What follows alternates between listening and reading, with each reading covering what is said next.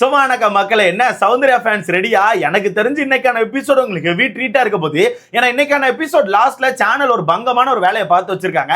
இன்னைக்கான எபிசோட பொறுத்தவரைக்கும் கொஞ்சம் மொக்க தான். வீட்டுக்குள்ள ஏகப்பட்ட கண்டென்ட் இருந்தாலும் அந்த கண்டென்ட்லாம் எடுத்து எங்க அண்ணன் பேசாம எபிசோட மொக்க பண்ணிட்டாங்க. அதனால சேனல் என்ன பண்ணிட்டாங்கன்னா, சரி ஓகே இன்னைக்கான எபிசோட்ல ஒரு ஹூக் வைக்கலாம்னு சொல்லிட்டு எபிசோட் லாஸ்ட்ல பயங்கரமான ஒரு ஹூக்கை வச்சிருக்காங்க. கண்டிப்பா அதுக்கான ப்ரோமோ பார்த்திருப்பீங்க, விஜய் டிவில போட்டிருக்காங்க. அந்த ப்ரோமோல பார்த்தீங்கன்னா எபிசோட் முடிஞ்சதுக்கு அப்புறம் அந்த ஸ்டேஜுக்கு ஒரு சாண்டா கிளாஸ் வராங்க, ஒரு கிறிஸ்மஸ் தாத்தா வராங்க. ஆக்சுவலா கிறிஸ்மஸ் தாத்தான்னு சொல்லவா இல்ல கிறிஸ்மஸ் பார்ட்டின்னு சொல்லவா, இல்ல நான் கிறிஸ்மஸ் தாத்தானே சொல்றேன், அப்புறம் தப்பா போயிடும். ஆமா, கிறிஸ்மஸ் தாத்தாவே இருக்கு. சோ எபிசோட் முடிஞ்சதுக்கு அப்புறம் கடைசியா அந்த ஸ்டேஜுக்கு ஒரு கிறிஸ்மஸ் தாத்தா வராப்ல. அந்த கிறிஸ்மஸ் தாத்தா வரும்போது கை நிறைய கிஃப்ட் கொண்டு வராங்க, ஒரு ட்ரே நிறைய கிஃப்ட்ஸ் இருக்கு. அந்த கிஃப்ட்டை கொண்டு வந்து நேரா சேதன் கிட்ட கொடுக்குறாங்க. ஆனா சேதனை பொறுத்தவரைக்கும் அந்த கிஃப்ட்டை எடுக்காம ஒரு மாதிரி அந்த கிறிஸ்மஸ் தாத்தா முகத்தை தான் தூக்க ட்ரை பண்றாப்ல. பட் அந்த இடத்துல கிறிஸ்மஸ் தாத்தா என்ன பண்றாப்ல, முகத்தை தூக்க விட மாட்டேங்காப்ல, ஃபேஸ் ரிவீல் பண்ண மாட்டேங்காங்க. ஏன்னா அதுதான் ஹூக்கு. இப்படி ஒரு ஹூக்கை வச்சாதான் எதுக்கு இப்போ இங்க கிறிஸ்மஸ் தாத்தா வந்தாரு, எதுக்கு கையில கிஃப்ட் வச்சிருக்காரு, எதுக்கு ஃபேஸை ரிவீல் பண்ணல, இந்த மாதிரி விஷயங்கள் நம்ம யோசிப்போம். அதுக்காக தான் சேனல் ரொம்ப தெளிவா அங்க ஒரு ஆளை ஏத்தி விட்டுருக்காங்க. அந்த ஆள் யாருன்னு கேட்டீங்கன்னா சௌந்தர்யா தான். அது அங்க போட்ட ஸ்டெப்ல நம்ம கண்டுபிடிச்சாச்சு. ரொம்ப எல்லாம் போட்டு யோசிக்க வேண்டாம். ஏன்னா பல பேர் வந்து சொல்லிட்டு இருந்தாங்க, ப்ரோ அது சௌந்தர்யா மாதிரி இல்ல ப்ரோ, அது சுனிதா மாதிரி இருக்கு ப்ரோன்னு சொல்லிட்டு. ஏங்க அங்க போட்ட ஸ்டெப்பை பார்க்கலையா? லாஸ்ட் சீசன்ல அந்த ஸ்டெப் ஞாபகம் இருக்கா இல்லையா? ஆள்மாறாட்டம் டாஸ்க் ஒன்று நடந்துச்சு. அதுல வந்து நம்ம சௌந்தர்யா வந்து சுனிதா மாதிரி கெட்டப்ப போட்டு அங்கங்க சுத்திட்டு ஒரு டான்ஸ் போடுறப்போ ஸ்டெப் எல்லாம் போட்டிருப்பாங்களே, அந்த ஸ்டெப் ஞாபகம் இருக்கா இல்லையா? அந்த ஸ்டெப்பை போட்டுட்டு இருக்காங்க பாருங்க. அப்பவே தெரியல அது சௌந்தர்யான்னு சொல்லிட்டு. ஆனா எனக்கு என்னன்னா, எதுக்காக இப்போ சௌந்தர்யா சாண்டா கிளாஸ் கெட்டப்ல வந்திருக்காங்க? அது ஆக்சுவலா சாண்டா கிளாஸ் அப்படிங்கிறது வரமாட்டேங்குது ப்ரோ, ஒரு மாதிரி சாண்ட்ரான்னு வருது ப்ரோ. அதனால தான் கிறிஸ்மஸ் தாத்தான்னு சொல்லிட்டு இருக்கேன். நான் கிறிஸ்மஸ் தாத்தா வேலையே போறேன். எதனால இப்ப கிறிஸ்மஸ் தாத்தா வந்திருக்காருன்னு சொல்லிட்டு கண்டிப்பா நீங்க யோசிப்பீங்க. அதே விஷயத்தை நானும் யோசிச்சுட்டு இருக்கேன். பட் எனக்கு சின்னதா ஒரு விஷயம் தோணுச்சு, மேபி இப்படி இருக்கலாமோன்னு சொல்லிட்டு. என்னன்னா, இப்ப வீட்டுக்குள்ள ஒரு சூப்பர் பவரை கேன்சல் பண்ணிருக்காங்க. நம்ம ஆதிரி அவர்களுக்கு ஒரு சூப்பர் பவர் இருந்துச்சுல, அவங்க ஃபேமிலியை வீட்டுக்குள்ள 24 hours வைக்கலாம்னு சொல்லிட்டு. அந்த சூப்பர் பவர் என்ன ஆச்சுன்னே தெரியல. ஏன்னா இன்னைக்கான எபிசோட்ல அவங்க எவிக்ட் மட்டும் தான் பண்றாங்களா, அந்த விஷயத்தை பத்தி எதுவும் பேசலன்னு தான் கேள்விப்பட்டேன். அப்படி இருக்கும்போது அந்த விஷயம் கேன்சல் ஆயிச்சா இல்ல அந்த விஷயத்த உள்ள கொடுப்பாங்களா, அந்த விஷயம் நமக்கு தெரியல.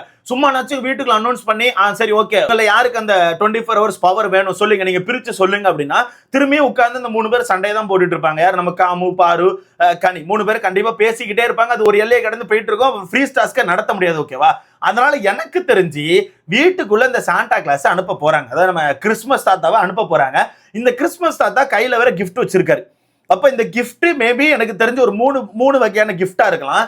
அந்த 3 வகையான கிஃப்டை வீட்டுக்குள்ள கொண்டு கொடுப்பாங்க. அதாவது சும்மா குழப்பி கொடுப்பாங்க.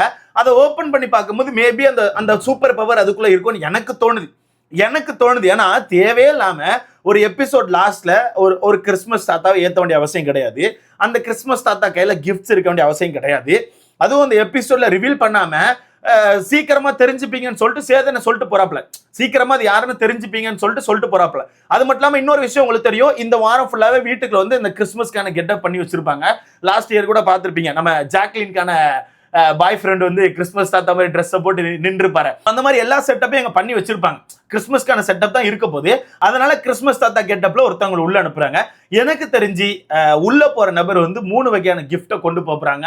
3 வகையான கிஃப்ட்டை கொடுக்க போறாங்க. அந்த கிஃப்ட்ல யாரோ ஒருத்தருக்கு அந்த 24 hours பவர் இருக்கும்னு எனக்கு தோணுது. எனக்கு அப்படிதான் ஃபீல் ஆகுது. அதை நம்ம வெயிட் பண்ணி தான் பார்க்கணும் என்ன மாதிரி பண்ண போறாங்கன்னு சொல்லிட்டு. கெஸ்ட் மாதிரிலாம் அனுப்ப வாய்ப்பு இல்லை. எனக்கு தெரிஞ்சு கெஸ்ட் மாதிரி அனுப்ப வாய்ப்பு இல்லை. எனக்கு காலையில இருந்து நிறைய பேர் வந்து சௌந்தர்யா போறாங்க. அப்ப சௌந்தர்யா வந்து திவ்யாவுக்கு சப்போர்ட் பண்ணுவாங்க அப்படின்னு சொல்லி பேசிட்டு இருக்காங்க. இங்கே நீங்க ஃபேஸ் ரிவீல் பண்ணலன்னா எனக்கு தெரிஞ்சு உள்ள ஃபேஸை ரிவீல் பண்ண விடுவாங்க. ஆனா உட்கார்ந்து கதை பேசுற அளவுக்குலாம் டைம் கொடுக்க மாட்டாங்கன்னு எனக்கு தோணுது. கண்டிப்பா அந்த டைம்லாம் கொடுக்க மாட்டாங்க. ஏதோ ரீசனுக்கு அனுப்புறாங்க. அந்த விஷயத்தை முடிச்சு அடுத்த செகண்ட் கண்டிப்பா வெளியே எடுத்துருவாங்க. ஓகேவா? அதனால அப்படிதான் இருக்கும். உள்ள போயிட்டு சௌந்தர்யா யாருக்கும் சப்போர்ட் பண்ண வேண்டிய அவசியம் கிடையாது. கண்டிப்பா சப்போர்ட்டும் பண்ண மாட்டாங்க. ஏங்க அவங்க எல்லாம் ஷோ பார்த்திருப்பாங்களே தெரியலங்க. ஆல்ரெடி இந்த ஷோ வந்து ஒரு மாதிரி நக்கின்னு போயிட்டு இருக்கு. ஷோவை பத்தி பேசுறதுக்கு ஒரு கண்டென்ட் இல்லை, அந்த மாதிரி தான் போயிட்டு இருக்கு. நம்ம ஃபேட்மேன் சார் கூட ரிட்டையர் ஆயிட்டார் போல, கண்டிப்பா பார்த்திருப்பீங்க. நேற்று நைட் நிறைய பேர் சொன்னாங்க, நான் நம்பல. காலைல ட்விட்டர் பக்கம் போய் பார்த்தா தான் தெரியுது உண்மையாவே சார் வந்து ஷோக்கு டாட்டா போட்டாப்ல. இப்ப நான் வரலப்பா, இந்த ஷோ வேற எங்கேயோ போயிட்டு இருக்கு, ரொம்ப ஆர்டிஃபிஷியலா இருக்கு, பேச முடியலன்னு சொல்லிட்டு சார் வந்து ரிட்டையர்ட் ஆயிட்டாப்ல. ஸோ அப்படி இருக்கும்போது ஷோ டவுனா தான் இருக்கு. இந்த ஷோ நிறைய பேர் பார்த்துருக்கலாம் மாட்டாங்க. ஓகேவா? ஆனா சௌந்தர்யா உள்ள அனுப்புறாங்க. அது சௌந்தர்யா தான் அப்படின்னு தெரிஞ்சு போச்சு. எனக்கு தெரிஞ்சு சௌந்தர்யா சும்மா எல்லாருக்கும் கிஃப்ட் கொடுக்கறலாம் போயிருக்க மாட்டாங்க. அது எல்லாருக்கும் சும்மா ஒரு கிஃப்ட் கொடுக்கறதுக்கான வாய்ப்பு இல்ல. மேபி அப்படி கூட இருக்கலாம். எல்லாருக்கும் கிஃப்ட் கொடுத்துட்டு எல்லாரும் பிரிச்சு பார்க்கும்போது அதுல ஏதாவது ஒவ்வொரு விஷயம் இருக்கும். அந்த 3 பேர்ல யாரோ ஒருத்தருக்கு மட்டும் மேபி அந்த 24 ஹவர்ஸ் பவர் கிடைக்க வாய்ப்பு இருக்குன்னு நினைக்கிறேன். சோ வெயிட் பண்ணி பார்க்கலாம். அதுக்காக தான் இருக்கும். அதை தாண்டி வேற சும்மா எல்லாம் சௌந்தர்யா அனுப்பி அவங்கள சும்மா ப்ரோமோட் பண்ண வேண்டிய அவசியம் கிடையாது. ஏன்னா அவங்க இப்போதைக்கு எந்த ஒரு ப்ராஜெக்ட் பண்ண மாதிரி நான் கேள்விப்படல. எந்த ஒரு விஷயமும் வெளியே வரல. அப்படி இருக்கும்போது அவங்க சும்மா நாச்சுக்கு உள்ள போக வேண்டிய அவசியம் கிடையாது. அவங்கள வச்சு உள்ள ஏதோ ஒரு கேம் ஆடுறாங்க. சோ நம்ம வெயிட் பண்ணி பார்க்கலாம். சௌந்தர்யா தான் லாஸ்ட் சீசன் ஃப்ரீ ஸ்டார்ஸ்க்கு ஃபேமஸ், ஞாபகம் இருக்கா இல்லையா? எனக்கு தெரிஞ்சு லாஸ்ட் சீசன்ல ஃப்ரீ ஸ்டார்ஸ்க்கு அப்புறம் சௌந்தர்யாவுக்கு தான் அதிகப்படியான வியூஸ் போனது ப்ரோ. சௌந்தர்யாவுக்கு வந்து அவங்க ஃபேமிலி ஃபர்ஸ்ட் வந்துட்டு போனாங்க. அதுக்கப்புறம் வந்து ஃப்ரெண்ட்ஸ் வர்றதுல விஷ்ணு அவர்கள் உள்ள போயிருப்பாங்க. அந்த டைம் எத்தனை லட்சம் வியூஸ்? 3 லட்சம் வியூஸோ 4 லட்சம் வியூஸ் நினைக்கிறேன். 2 லட்சமா 3 லட்சம் ஏதோ ஒரு வியூஸ் வந்துச்சு. பயங்கரமான வியூஸ் வந்துச்சு ப்ரோ. அர்ச்சனா போனப்ப கூட அவ்வளவு வியூஸ் வரல. சீசன் 7 டைட்டில் வின்னர் அர்ச்சனா போனப்ப கூட அந்த அளவுக்கு வியூஸ் வரல. ஆனா விஷ்ணு உள்ள போயிட்டு அங்க ஒரு கண்டென்ட் பண்ணும்போது வியூஸ் பிச்சிட்டு போச்சு பாருங்க. பா அந்த அளவுக்கு போச்சு. அதனால அந்த ஃப்ரீ ஸ்டார்ஸ்க்கெல்லாம் நம்மளால மறக்க முடியாது. அது மட்டும் இல்லாம சௌந்தர்யா வந்து பிக் பாஸ்க்கு ஃபேவரட் வேற. அதனால பிக் பாஸ் நாளைக்கு என்னென்ன சம்பவத்தை பண்ண போறாரோ, கனவு இதுதான் நிஜம் இதுதான், அதெல்லாம் மறக்க முடியுமா ப்ரோ? மறக்க முடியுமாடா அந்த சீசனை? என்னதான் அந்த சீசனை கழுவி ஊத்துனாலும் சத்தியமா சொல்றேன், அந்த சீசன்ல அவ்வளவு மெமரிஸ் இருந்துச்சு ப்ரோ. அது நிறைய இருந்துச்சு ப்ரோ. ஏன்னா அந்த சீசனை பொறுத்தவரைக்கும் எல்லாருமே இதை ஒன்று பண்ணிட்டே இருப்பாங்க. மிக்சர் அப்படின்னு சொல்லிட்டு ஒரு சில பேர் மட்டும் தான் நம்மளால சொல்ல முடிஞ்சு. எல்லாருமே இதை ஒன்று பண்ணிட்டே இருந்தாங்க. ஒரு சைடு பார்த்தா ஜாக்லின் ஏதாவது கண்டென்ட் பண்ணுவாங்க, ஜம்பிங் ஜம்பாக்குன்னு. இந்த சைடு பார்த்தா சௌந்தர்யா 24x7 ஏதாவது ஒரு காமெடி பண்ணிட்டு இருக்கோம். அந்த பக்கம் முத்துக்குமரன் கேம் ஆடிட்டு இருப்பாப்ல, அந்த பக்கம் நம்ம விஷால் அவர்கள் ஒரு சம்பவத்தை பண்ணுவாப்ல, அருண் அவர்கள் சம்பவத்தை பண்ணுவாப்ல. இந்த மாதிரி வீடு மொத்தமே எல்லாருமே கண்டென்ட் கொடுத்துட்டு இருந்தாங்க. ஸோ அது ஒரு சீசன் நல்லா இருந்துச்சு. அது ஒரு மாதிரி நல்லா போச்சு ப்ரோ. அந்த சீசன்ல இந்த டைம்ல வெளியே அவ்வளவு சண்டை போச்சு. ஐயோ ட்விட்டர் பக்கத்துல நம்மளால போவே முடியாது, அந்த அளவுக்கு வாரே போச்சு. ஆனா இந்த சீசன்ல பாருங்க அப்பெல்லாம் எதுவும் போல. அவனுக்கான சொந்த பிரச்சனையை தீர்த்துட்டு இருக்கான். ட்விட்டர் பக்கத்துல உட்காந்து வன்மத்தை கக்கிட்டு இருக்காங்க மாத்தி மாத்தி. அந்த மாதிரிதான் போயிட்டு இருக்கு.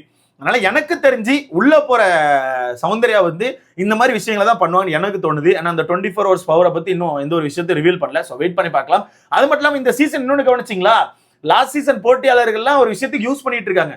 எவிக்டா எல்லாரும் வெளியே போவாங்கல்ல, வெளியே போனோன்னு அவங்களை பிடிச்சி வச்சு பழைய போட்டியாளர்கள் இன்டர்வியூ எடுக்கிறாங்க. இன்டர்வியூ எடுத்து உடனே விஜய் டிவியில் அடுத்த நாளே ஒரு விஷயம் அப்லோட் ஆகும். கண்டிப்பா பார்த்துருப்பீங்க. சின்னதா ஷார்ட்டா, பெருசா ஒரு பெரிய இன்டர்வியூ மாதிரி இருக்காது, சின்னதா ஷார்ட்டா எப்படி இருந்துச்சு, யாரை மிஸ் பண்ணுவீங்க, யார் டைட்டில் வின்னர் ஆவாங்கன்னு நினைக்கிறீங்க, அந்த மாதிரி சின்னதா ஒரு ஷார்ட்டா இது பண்றாங்க. ஏன்னா அப்போ உடனே இன்டர்வியூ எடுக்கிறாங்களே, அந்த டைம்ல வெளி உலகம் உங்களுக்கு தெரியாது. கையில போன்லாம் கொடுத்துருப்பாங்களான்னு கேட்ட வாய்ப்புகளே கிடையாது. வெளியே கூட்டு வந்து கொஞ்ச நேரத்துல மேக்கப் போட்டு அந்த இன்டர்வியூ எடுப்பாங்க. அப்ப அவங்களுக்கான மைண்ட் செட் எப்படி இருக்கும்னா, வீட்டுக்குள்ள அவங்க என்ன விஷயத்த பார்த்தாங்களோ அதை வச்சுதான் அந்த இடத்துல பேசுவாங்க.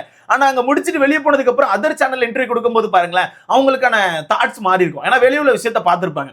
சேம் வியானா அதுதான். வியானாவை பொறுத்தவரைக்கும் எவிக்டாய் வெளியே போன உடனே கொடுத்த இன்டர்வியூல நிறைய விஷயங்களுக்கு எஃப்ஜே பத்தி பேசினாங்க.